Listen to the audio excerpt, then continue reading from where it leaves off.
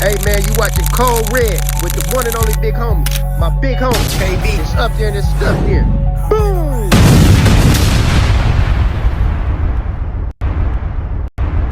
Ricardo or more. Drink like a boss. Hey, what up? It's the Playmaker. We in Cold Red. Where there's smoke, there's fire. I'm your host, the Playmaker, and we got a very, very special guest in the building. We got A.Dot State. We call him Tito, though.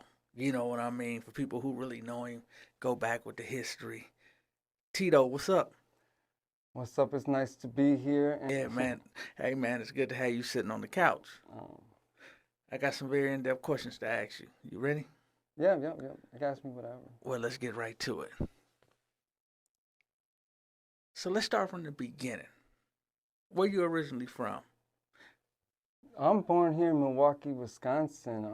I'm Puerto Rican, but yeah, my parents are from Puerto Rico. But no, I'm here born in Milwaukee, Wisconsin. And I grew up on 37th and Valide, 22nd and State, 42nd and North. And went to the east side, was like on Humboldt and Clark. And then from the east side, I'm now where I'm at on the south side, where about year 2000, I came to the south side and I ain't left since. I like it's more peaceful for me. Oh, okay. So, do you prefer Tito? Do you prefer A.Dot? What's the current name? No, I prefer Tito, but the studio name is A.Dot State, so that for the marketing and everything. So Okay, makes sense. So, Tito, at what age did you really find your love for music? I'd say right away, like maybe 4 or 5 years old. There was a Walgreens on like what is it, 46th, 48th and North. I don't know where it used to be. And I went in there and I stole in the toy. I had no money, so I stole everything. So I stole it's like a little mini keyboard, and I started learning how to play Mary Had a Little Lamb and Twinkle Little Star and Row Your Boat. And then from there, like my parents played guitar, drums, and they play in church. So after I played with the little piano thing, I started playing guitar, and then I played the drums, and my brother has drums. Then I started playing in church, and then singing in church, and helping my mom take guitars and stuff in and out of church. And from there, she needed to practice, and we needed to record our practices so we could know if we were doing any good or not. So we had a little boom box, and the boom box, you hold 2 buttons and you press record and play on it, and then we just let it record. And I was in charge of pressing record and play, so I took over from there. Oh, you had the biggest job around, huh? Man, you've been in the game nearly 2 decades. I guess I want to ask you, what first pulled you into like the engineering production side, and what kept you here so long? I would say there was a guy named Hitman. He used to be a DJ turntable dude, and he found out around the block that I had a little studio or whatnot. So he came over, he visited, and he was like, "Bro, you know you could be making money doing this and stuff." Like, no, I just do this for fun. He's like, "No, I promise you could be doing it. Because I'm gonna take you somewhere." So he took me to meet D-Roll. And I don't know who these guys are, but they're on the east side, and they give me Reasons 2.5 and a bunch of Pro Tools software, M-Box, everything. They just gift it to me. They're like, "Man, do your thing, bro." He says a lot of good things about you. So I left. And then from there, he took me to meet this other guy named Big Fuzz, Eric. And then I went to Eric's house, and then he said something about he mixed some Brandy music and got like a Grammy nomination for it and stuff. And so he was cool, and he came to my house and he showed me a few cool things and said maybe we should get like a nice preamp, you know. So he said he was selling these Personas Eureka's or something, so I bought one of them. And like that's it. And then from there, I started, went to Office Max, went and got some business cards. They were selling like white and black business cards, and it was like $100 for 1,000 cards. So I was broke, but like I found out, paid the money. And then I stood outside in the corner with the cards, and when the light would turn red, I just run up to the car. Here, go down the line. Here. If you know anybody looks to the car, go by. Go to another corner, just like the water people do. The same thing. So you was off in the promo and marketing early. Street teamwork, huh? Man. So is that how you built your name so fast because Yeah, that's how. I remember just hearing your name just buzzing in the music. Even before I had a chance to meet you, your name was just ringing bells. So is that how you accomplished that? Yeah, really, I did. It was with the business cards, and one more thing was with it was called the Murder Mill mixtape. I was just two goofy guys in high school, and they liked to take songs and change the words around to be funny, like instead of like I don't know. Like Weird Al Yankovic? Yeah, Weird Al Yankovic. The same thing. So they changed it into like eat a hamburger, she's a fat girl, you know, but it was originally like Lil Wayne's something. Yeah. And then so we made that funny 10-song mixtape, and then when they printed them out with that what was that called, CD back then, disc makers. Yeah. Disc makers. So they ordered the disc maker package, and then they passed out season. Everybody wants to know where the hell this sounds good. Like where the hell did you go? Because the only place at the time was like the Band Center, and I think Doc Holliday, and I think like those are the only other two people. Maybe Kool-Aid, but I don't know. Yeah. I don't know how long he was doing nothing before he passed away and stuff. Okay. R.I.P. Kool-Aid. R.I.P. Kool-Aid. And then it wasn't many people doing it. So they came to my house, and then, you know, a guy named, what's his name? You know, Vault, H1, Yeah. L, Miller Records, Yeah. Cash Ball, Tweezy, rest in peace, Tweezy. Tweezy found me, also the little card. He walked in like a corner store that we left it in, and he came over to the house, and he sat like, when you came in this door right here, he sat like right here, and he takes his sunglasses down, and he's like, you know, what's up? And I'm like, I'm just standing like, what's up? He's like, you don't know who I am? I'm like, no, I don't.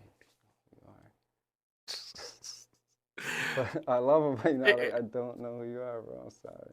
But yeah, and then he started bringing people by. He bring by Steve-O, Yeah. and then Cuckoo, Baby Drew. So then I ended up doing Cocaine Cowboys with me and Big Hank. Big Hank mixed it, and then I recorded it. Okay. And then so I got plugged in with that, with Steve-O and them, and Rodney Bowl. Remember, all the old school people. Yeah, they definitely know. Everybody came through your space. You know, you were considered to be one of the big names of old Milwaukee.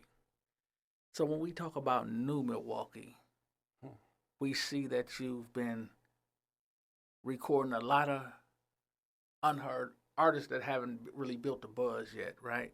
So how do they find you? That's true, and I even though I don't say it, I really gear myself towards building new artists. I don't prefer to work with bigger artists, or even ones that, you know, are getting big. I prefer them to move on to somewhere serious where they can perfect their craft, because I'm really too busy to be perfecting crafts with individuals. You know what I'm saying? So I don't want to hold anyone back. So I really do recommend at times later, like, you know, it's time.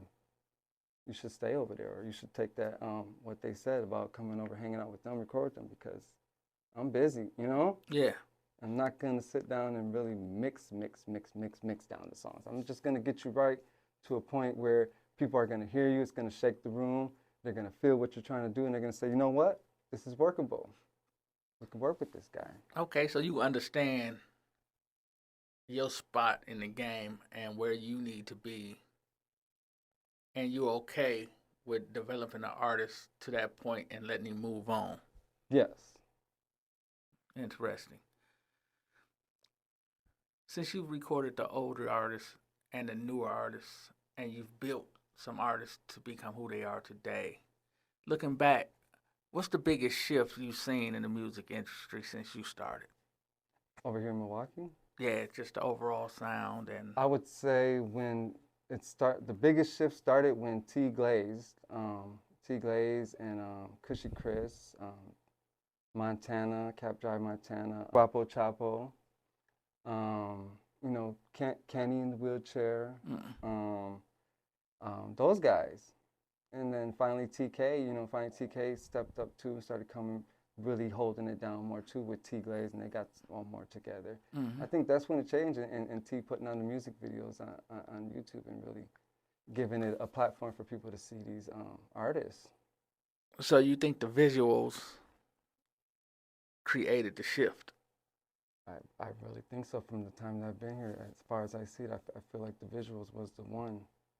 I mean, and then you had other video guys, but he was really pushing it. Okay. Over the span of your career, is there a defining moment at that point when you felt like you really made your mark?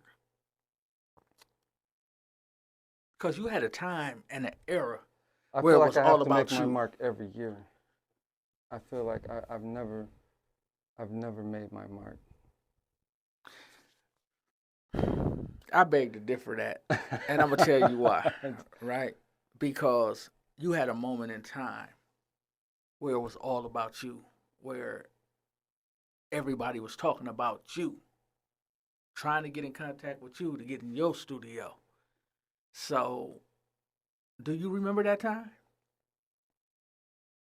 It might have been a time Tweezy walked in your door, because after that followed that, he brought so many people to you. About everybody. And that's when I think your name grew the biggest. Would you agree? Yeah, I would agree. Okay. I would agree. So, who were your early influences, and how did they shape you and your sound today? Well,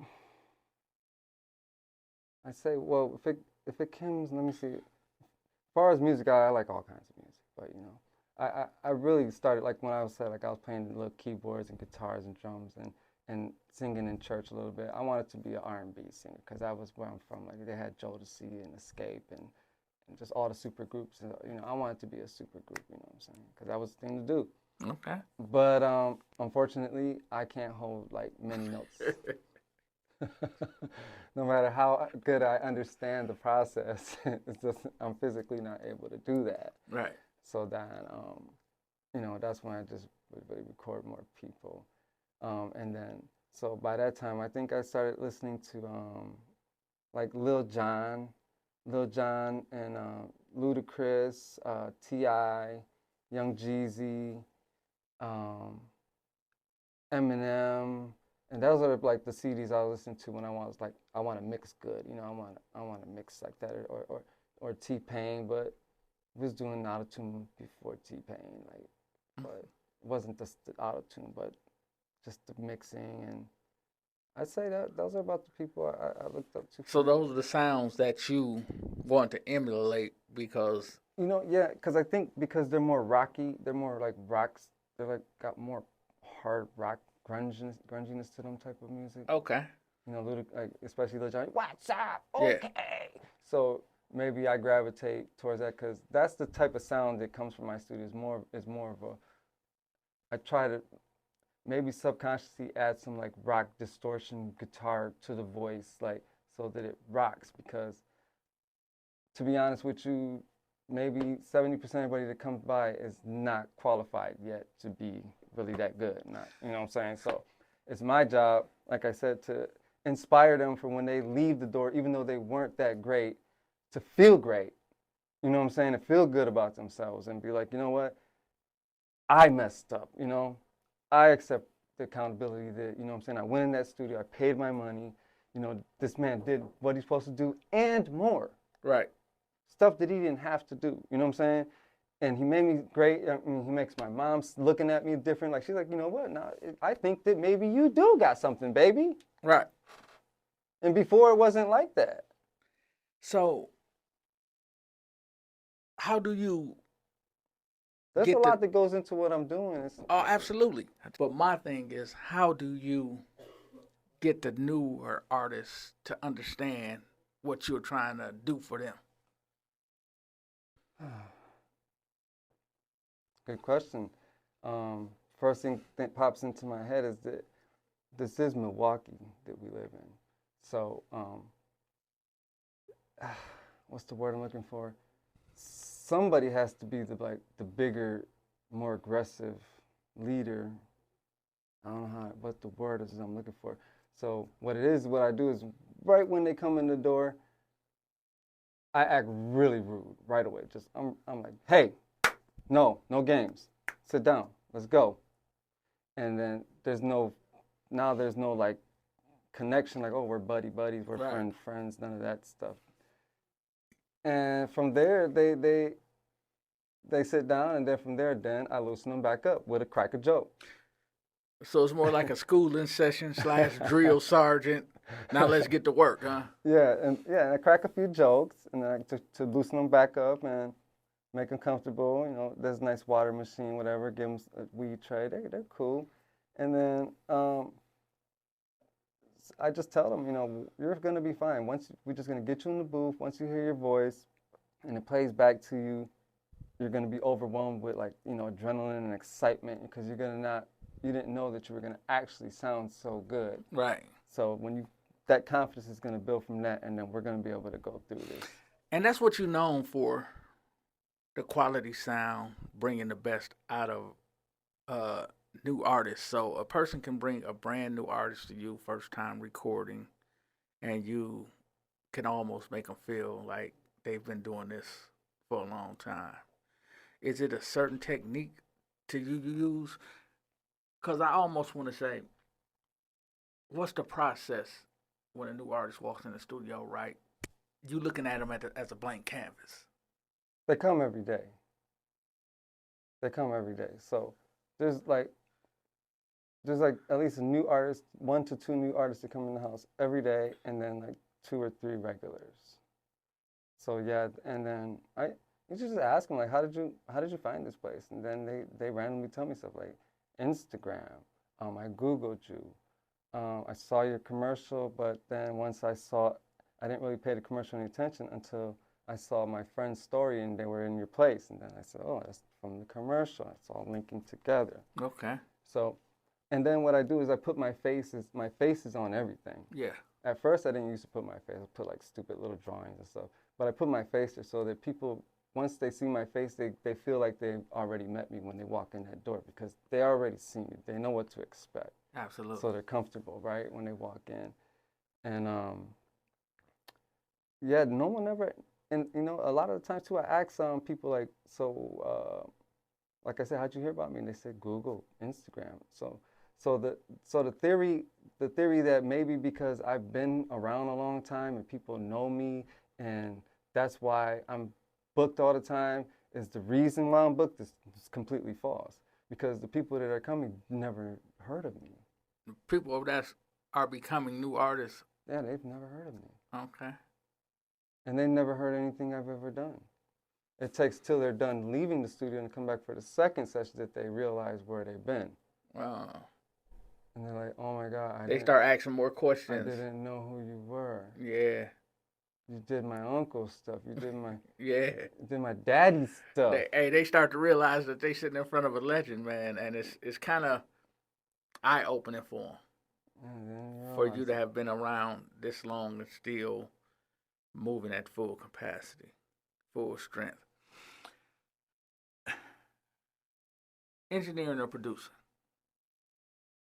No, like I said earlier, I did start with trying to be an R&B group, and then I started making the beats because I do play music, but I'm not really that good at the beats either, so I make 2 slow beats, like they're more for probably movies or something like that. Okay. There's too much going on. There's just too much going on. I know I asked you earlier, you said that if an artist is at a certain level in their career, you'll encourage them to keep moving past you because you prefer working with the raw talent and you prefer shaping the sound of newer artists. Why is that though? What makes it so intriguing to shape the sound and develop the raw talent? Well, while you're asking it and I'm thinking, part of my brain tells me that I'm not really into the party life.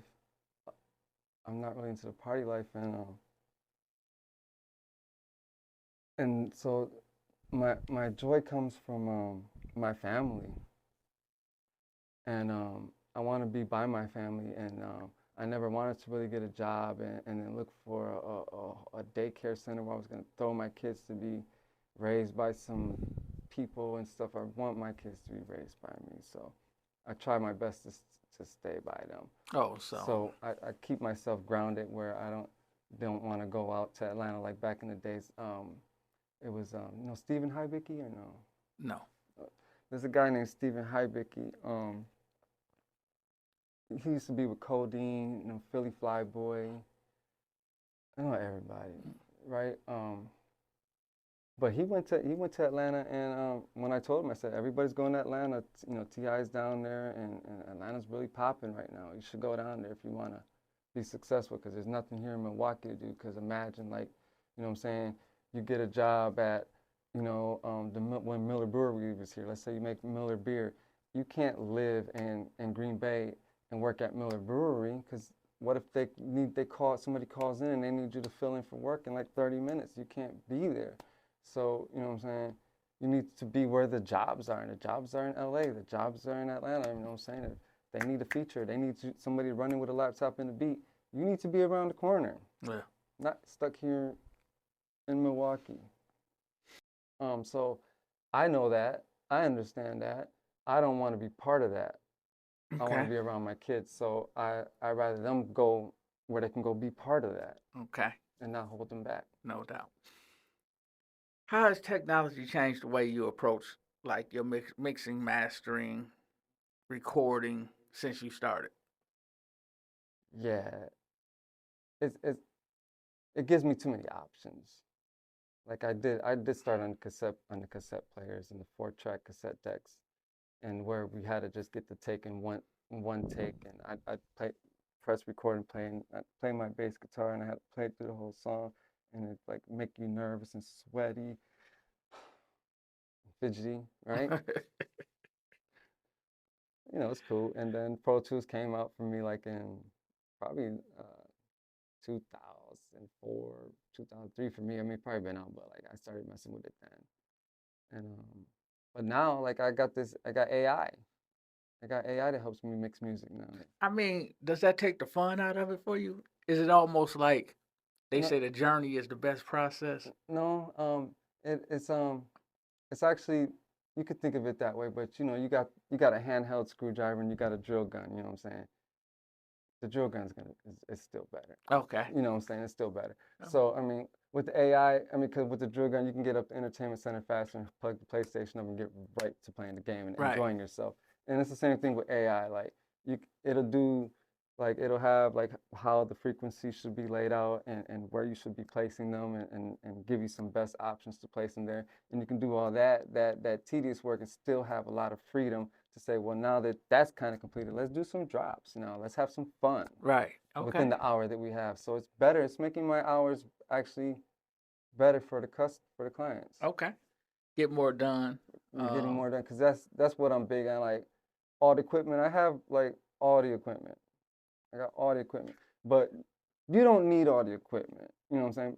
But I need all the equipment because I deal with all kinds of different people, and I want everything to happen as smoothly as possible. I don't want to have to say that, well, if I had this or if I did, I could get the job done. I have all the tools, so I'm going to get the job done. It's interesting that you say that, because my next question was, what piece of gear, plug-in, or tool that you can't live without in the studio?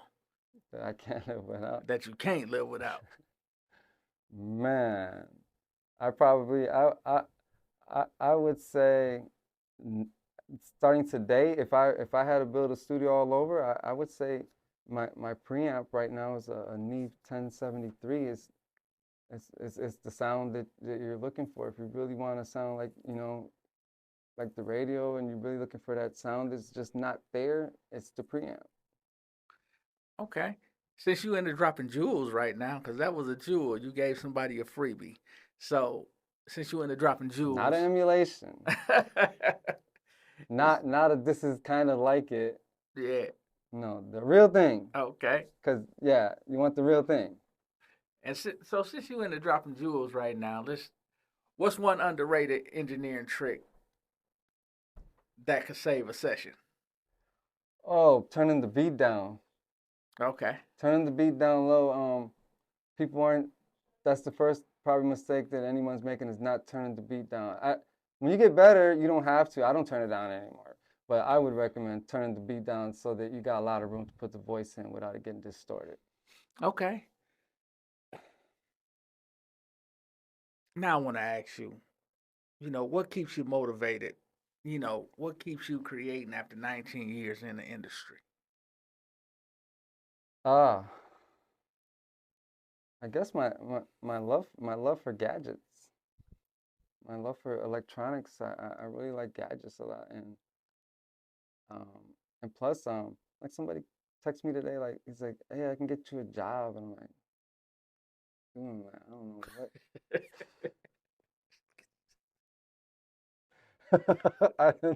I didn't want to laugh, but I'm like, how for like what?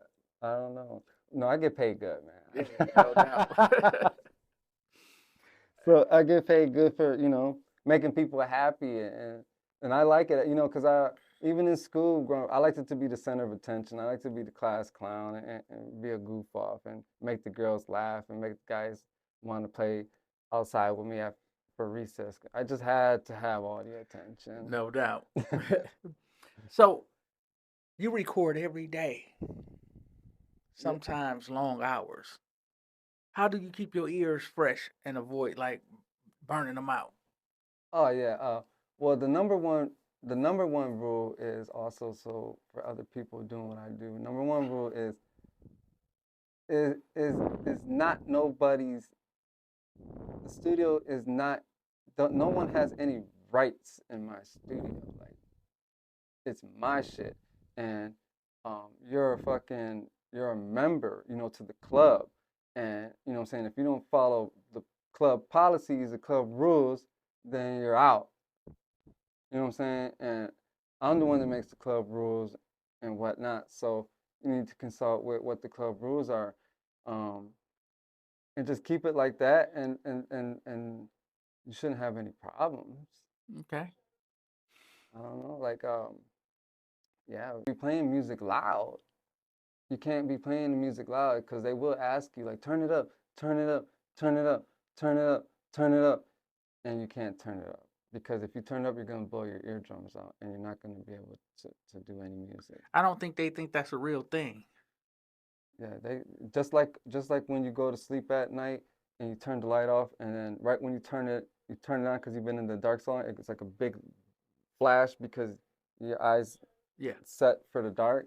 Same with your ears. So if you blast the music, it's like like you being, in a bright light, and then turning it off or turning it. It's just you can't do that. It takes time for it to refocus. Yeah. And it takes longer than the eye does. It has like zzz, like whoa, you fix your Right. eyes, but your ears could take like 20, 30 minutes. Tito, Man, if you could go back and give your younger self one piece of advice, ooh, what would it be? ooh, ooh, I should have charged more money. Cause the reason I should have charged more money is because I would have been able to help more, because I would have had the funds to build a better studio for everybody, and have snacks and have juices and have top of the line equipment. But instead, I was just trying to help people out, and guess what? No one came back for me. Nobody came back. Nobody. All Matter of this, fact, like I said, they're all in new territories, doing new things, and you know what? Not everybody's fucked up no more. That's the way the young niggas say it. I'm fucked up, right? yeah, Ain't nobody fucked up no more. say that. And they still didn't come back, give me the $20 or tip me. I don't even get a tip. The barber get a tip. How they forget, huh? Yeah. Sometimes your They mic, never knew. sometimes your mic was the first mic they ever breathed on. They never knew. They never knew. No, it's okay. It's okay. No doubt, because we gonna I keep appreciate everyone for supporting me anyway. They've all done enough for me. and we gonna keep moving anyways, right? What side of town was your best side? In my life, I only did the studio on the south side, Okay. but I used to live on the north side. I went to Stuyvesant Middle School and Highmount Elementary. Oh, okay. That's where I was at. So Tito, you see yourself doing this a long time, right? I mean, this is what it is. I've been thinking about it because I mean, I'm looking like on TV. I'm like, how old are these guys that they're still doing it? You know who I listen to right now in the car and in the gym? Who? It's Metallica. Okay. Okay. Like I don't really even listen to the music that I record. Sometimes, you know, sometimes, but I listen to like rock music. You keep hearing me. I like rock music and R&B. And look at Ozzy Osbourne, rest in peace. He just passed away too. And guess what? He was doing a concert. So I think that anyone that does music, Michael Jackson passed away doing music. Prince passed away doing music. I think we're all gonna pass away doing music. So I'm not really gonna stress myself about what I'm gonna be doing. I think it's just gonna be doing music. I can agree with that. Man, you're such a great promotions and marketing guy. It's almost, I feel almost bad for you to ask the next question. Tell the people how they can catch up with you. Oh, I can't just talk around the phone. That's it. Be like, is there any, if your phone right here, like, anybody know there's a studio around? The probably phone will probably serve you the damn ad, but that's a good thing. That's a good thing. No, but yeah, you can type in recording studios, and I'm gonna pop up in the top 3, 4, 5. You know, no matter where you are. Usually number 1. I'm not gonna lie, but if you're really far, I might be on 3rd or 2nd place. But first, definitely top 5, huh? Always number 1 because my internet presence has really been around a lot, and so you're gonna find me easy. Okay. And everything is A.Dot State, and everything is red and gold, and it's not changing. And okay. So people, they know it more than they know. Oh, and they didn't even know the slogan. Don't look, just book. Don't look, just book. Yeah, because I just, you know, was reading up on marketing and said we need a slogan, so I got it from David Gruber. Okay, because mine is where there's a will, there's a play. There's a will, there's a play. You know, that was a play off. If there's a will, there's a way. There's a will, there's a way. No doubt. There's a... So, man, man, this has been a very, very enlightening conversation because what you have done for the culture for 19 years is amazing. It's a lot like, you heard of Vincent Van Great? I heard the name before. Like Vincent Van Great, I've worked with some people, and now he's on the committee for he's going to be picking up who gets the Grammys next year. Wow. He's right here from Milwaukee too. Vincent Van Great. There's so many people, man. Forget it, man. There's just so many people. I wish I could name them all. You know, Jacket Downs, the Eastside L Bugs, all the older people. The newer people right now I've been working with is Forever Ballin', Grindin', G Baby's song that's been going around, going crazy. Yeah, it's crazy. I do so much music, but yeah, there's so many people doing great. I can't even. At the hands of Tito Sanchez. They're doing great. A.Dot State.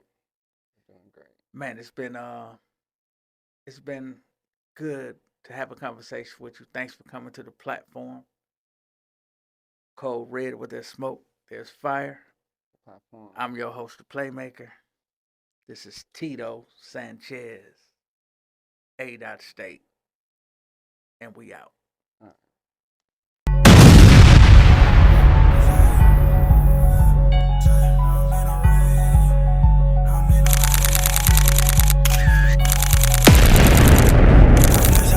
No paparazzi. Lil' baby, hop on this dick and ride like a Kawasaki. I be in mood almost every song.